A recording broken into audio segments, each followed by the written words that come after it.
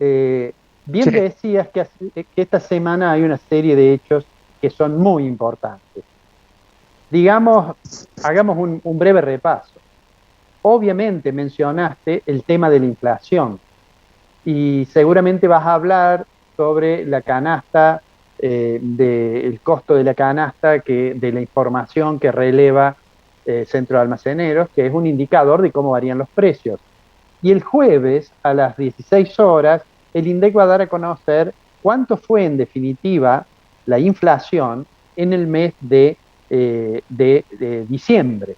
Y seguramente nos vamos a encontrar, lo hemos dicho varias veces, por encima del 3%, y esto va a poner en discusión la estrategia antiinflacionaria del gobierno. Pero hagamos un breve repaso de temas importantes que han ocurrido y que van a ocurrir esta semana. Digamos, en primer lugar, que la negociación con el Fondo Monetario Internacional, bueno, atraviesa por un momento singularmente crítico. Vamos a escuchar discursos a favor y en contra de la política económica. Hemos escuchado y hemos leído el artículo que publicó Joseph Stiglitz, en el cual prácticamente dice, este famoso economista, dice que el gobierno ha logrado prácticamente un milagro si se compara la situación económica con la de 2019. Recordemos que Stiglitz es mentor de Guzmán, del ministro de Economía, y es altamente probable que el ministro le haya pedido que él plantee una mirada sobre logros que ha tenido el gobierno.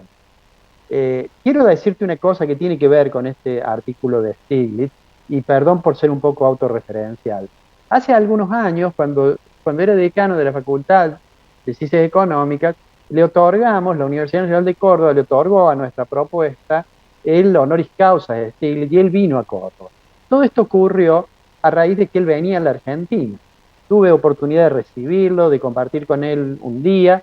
Yo allí advertí, incluso durante la cena que tuvimos, que él no conocía mucho de los datos de Argentina.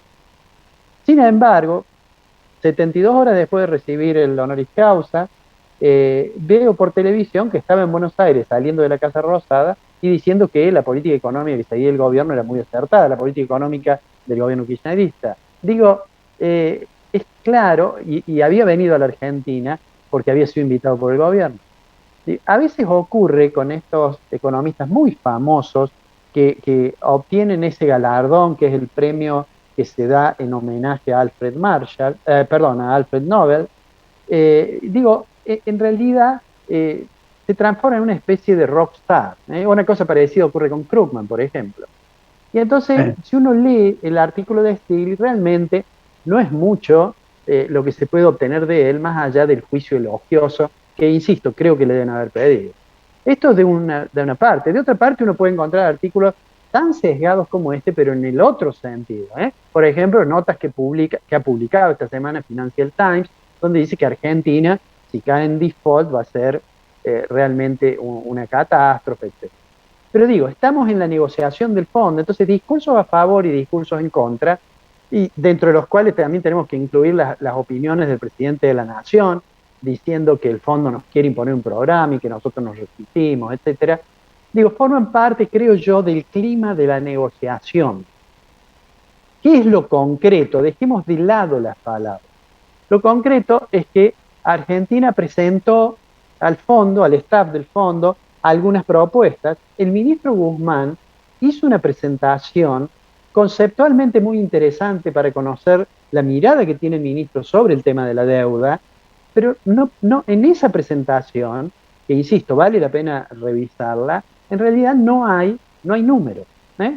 No hay una claro. precisión sobre cómo se va a seguir un programa que haga que el fondo acepte darle un crédito de facilidades extendidas a la Argentina, para que Argentina con ese crédito, a medida que va recibiendo los desembolsos, va pagando el stand-by caído que tiene desde la gestión que obtuvo la gestión de Macri. Entonces digo, eh, no hay muchos números.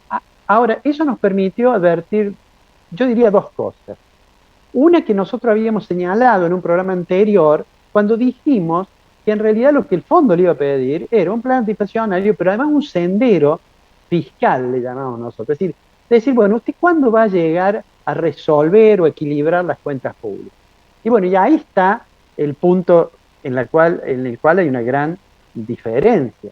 ¿Por qué? Porque mientras el programa del Ministerio de Economía de Guzmán dice, bueno, en 2024 vamos a equilibrar, perdón, en 2027 vamos a equilibrar las cuentas, el fondo dice, no, mire, yo quiero que sea en 2024. Y el otro tema que entonces apareció es el hecho de qué puede suceder si Argentina finalmente no arregla. Nosotros hemos dicho, si Argentina no arregla, la situación va a tender a deteriorar mucho más rápidamente. Y también hemos dicho que creemos que el gobierno quiere arreglar más allá de algunos, digamos, más allá de algunos discursos. Hemos dicho, va a haber un ajuste. El ajuste del gobierno hasta ahora lo ha realizado vía inflación, que le licúa parte de sus gastos, y además ahora toma una medida que creo que habíamos mencionado el programa pasado, que podía llegar a ocurrir, y es que subió la tasa de interés. Ha subido la tasa de interés de la política monetaria y todos sabemos que eso puede tener un efecto negativo sobre el nivel de actividad. Si Argentina creció casi 10% o aproximadamente 10% el año pasado, pero ya nadie piensa que este año pueda crecer más de 2,5, 3%. Y eso sí obviamente es un problema para un programa que cree que va a ir resolviendo esta situación tan compleja que tiene sobre la base del crecimiento más que sobre la base de la austeridad. Allí hay una dificultad. Mientras tanto, Ricardo, el tiempo corre rápido, ¿eh? En marzo Argentina no va a poder hacer frente a eso y tendrá que pedir a lo mejor una prórroga si sigue discutiendo. Y hay un gran interrogante sobre cómo evolucionan las reservas. Si bien el Banco Central en esta última semana pudo comprar, pero y el Central obviamente con el final del primer trimestre vamos a tener los ingresos de las exportaciones del sector agrícola, pero bueno, estamos caminando y yo diría negociando contra el reloj. Argentina aparentemente, la forma que tiene finalmente de cerrar el acuerdo va a ser ceder un poco en lo del sendero fiscal. A lo mejor no va a decir vamos a alcanzar el equilibrio en 2027, a lo mejor decimos está bien, lo vamos a alcanzar en 2025, supongamos, y el fondo le estaba diciendo 2024. Pero además va a tener que contar, y esto lo dejo para consideraciones tuyas, con un visto bueno, digamos, del Tesoro de los Estados Unidos, del presidente Biden. Y aparentemente nuestras relaciones internacionales son tan poco previsibles, diría yo, que en ese terreno da la impresión que nos va a costar trabajo. El canciller Cafiero tiene como función tratar de explicarle a los Estados Unidos que Argentina es un aliado confiable para tratar de que Estados Unidos, el principal accionista del Fondo Monetario, dé su visto bueno para cuando el staff del fondo acuerde un programa con Argentina y eso sea elevado para su tratamiento en el board, eso allí tenga el voto favorable del principal accionista, que son los Estados Unidos. Pero bueno, veremos cómo sigue. Mientras tanto, a nivel internacional tenemos buenos precios, esperemos que tengamos buena cosecha a pesar de los problemas de la sequía, pero además tenemos que mirar con cierto cuidado qué es lo que sucede con la tasa de interés en los Estados Unidos, la tasa de política monetaria, la tasa de referencia de la Fed, del Banco Central, digamos, de Estados Unidos, porque ha salido justamente un artículo del Fondo Monetario en el cual dice que como Estados Unidos es probable que adelante el momento en que aumente la tasa, la Fed, y eso va a golpear a los emergentes. Y ni qué hablar a la economía argentina, que además está mucho más frágil que otras economías emergentes. Pero bueno, veremos eso. Esperemos llegar a marzo con un acuerdo cerrado, esperemos tener buena cosecha. En fin, esperemos que además la pandemia se transforme en una enfermedad, el COVID, más parecida a las enfermedades anuales de la influenza, etcétera, que a los problemas que trae, porque además nos está trayendo problemas para la producción, habida cuenta del ausentismo que provoca en las fábricas y en los comercios.